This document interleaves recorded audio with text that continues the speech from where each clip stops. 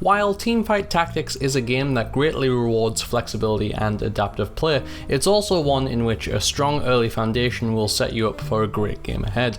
By following the strategies I'll outline in this video, you can hopefully win the early rounds of a game and put yourself ahead extra gold, giving you an edge that you can snowball into a win. But first, quick disclaimer, these strategies are intended for people newer to the game or at lower ranks. Players at higher ranks are probably already aware of these mechanics, though if you are an experienced player, please do stick around.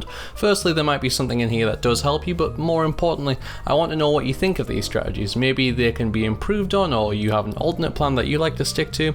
Let me and the other beginners watching this know what you think in the comment section below, and we can all get better together.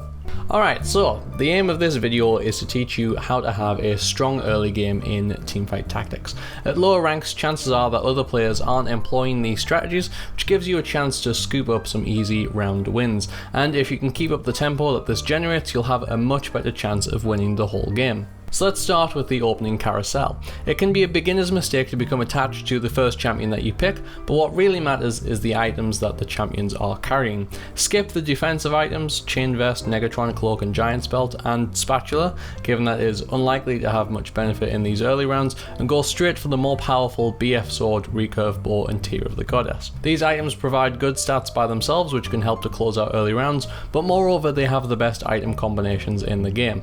There's no 1 cost or 2 cost champion in the game worth taking over these items, so grab one of them on a 2 cost if possible, because you're going to sell that champion anyway, and the extra coin that you get will help you in the next stage of this strategy.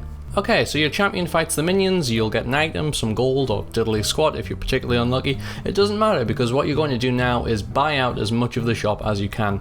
Prioritize 1 cost champions because they're going to be the easiest to get 3 of. If you don't have enough gold to buy them all and you started with a 2 cost champion, sell it. Liquidating both the item and the gold, and then buy out the shop. The purpose of this strategy is to get an upgraded champion as soon as possible. In the early stages of the game, a 2-star unit is almost always more powerful than any kind of board synergy, so grabbing as many units as you can early is going to maximize your chances of upgrading and thus winning your early rounds. In some cases, these 2-star units will form the building blocks of your eventual full team composition, but you shouldn't get too attached to them because quite often it's going to be more beneficial to sell these champs and pivot to a stronger strategy. Okay, so you're working on getting an early 2-star unit, great, but what else can we do either in conjunction with that or as an alternative if we get unlucky and can't get an early upgrade? Well, the first thing we're going to do is get a strong early game synergy going. The best of these are nobles and knights, and seeing as Garen is both a noble and a knight, by level 4 you can have both of these synergies in play. So ideally you'd be looking to get a 2-star noble or knight, or multiple of those if possible, and build a team that gets both bonuses. However, that really is a best case scenario, and what's much more likely is having a team of 3 nobles plus a random 2-star unit, or 2 knights and 2 random 2-star units. Let's quickly talk about leveling. After the last creep round, you'll be at level 3 with 2 out of 6 experience points. So for the cost of just 4 gold, you can hit an extra level and pop in an extra unit. This is something you'll have to decide whether it's worth doing on a per game basis. You shouldn't level if 1. You have a strong team of 3 that will almost certainly win, 2. You would have to sell good units that you're close to 2-starring, and 3. You don't have a good unit to put in that would realistically increase your chances of winning. Conversely, you should level if the opposite of those things are true. Your team isn't quite strong enough and could do with a little boost, you wouldn't have to sell anything of great importance to scrap together the 4 necessary gold, and you have a unit to put in that would make a significant difference to your chances of winning. This can make it into a clear-cut decision if all of the statements on one side of this coin are true, but more likely than not you're going to be in a situation where only 1 or 2 are true. You might have a good unit to put in and could do with a boost, but you'll have to sacrifice a pair of decent units to get the gold. It's your call, but quite often, especially at lower ranks, getting an early win streak will put you so far ahead that it's almost certainly correct to level if it will give you a higher chance of winning a round. The last thing you can do to maximize your chances of winning the early game is itemizing well. Many players don't equip items in early rounds in order to stay flexible later on, but this is a pretty bad idea because items make a massive difference in the early game. Rather than keeping all of your options open with regards to items, you'd be best served by crafting powerful and versatile items early that can easily slot into your later builds.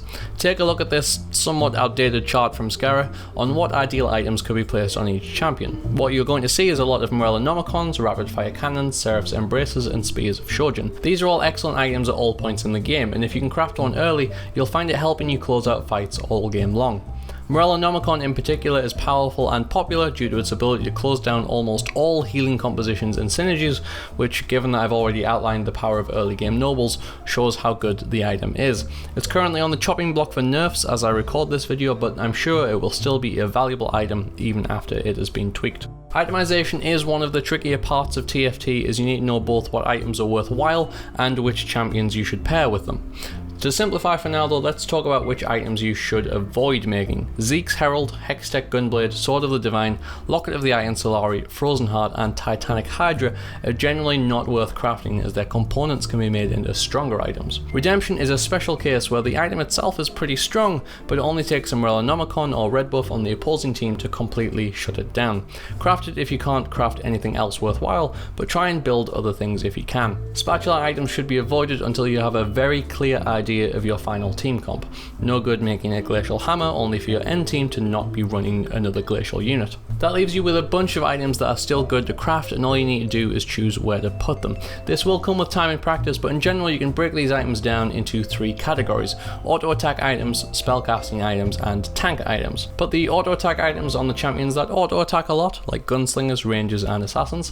Put spellcasting items on units with important ultimates like sorcerers and brawlers such as Cho'Gath and Vi, and tank items on tanky units, knights, brawlers, guardians and shapeshifters. So to summarise this strategy: 1. Pick an offensive item on a 2-cost unit in the opening carousel. 2. Sell off that unit after the first minion wave and buy out the shop to maximise chances of hitting a 2-star unit. 3. Build a strong early composition around some combination of knights, nobles and 2-cost units. 4. Level up to 4 if it'll increase your chances of winning a round. And 5. Craft strong, versatile items and equip them early. These 5 steps will help you pick up easy wins in the early rounds of the game almost every single time up until about the gold divisions, as in the lower tiers other players are unlikely to be using such focused strategies. Use the extra gold that you get from your wins and win streak bonus to lay out a strong foundation for the rest of the game. And if this video has helped you, please do let me know in the comments and consider leaving it a like, and subscribe for more TFT content. I also stream TFT at twitch.tv/Foyfluff, so head on over there for some live ladder climbing action. I try and be as interactive as possible and, talk about my thought processes and help people as much as I can.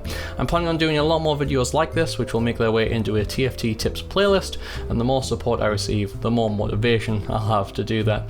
But for now, good luck in your games, and may the RNG gods smile upon you.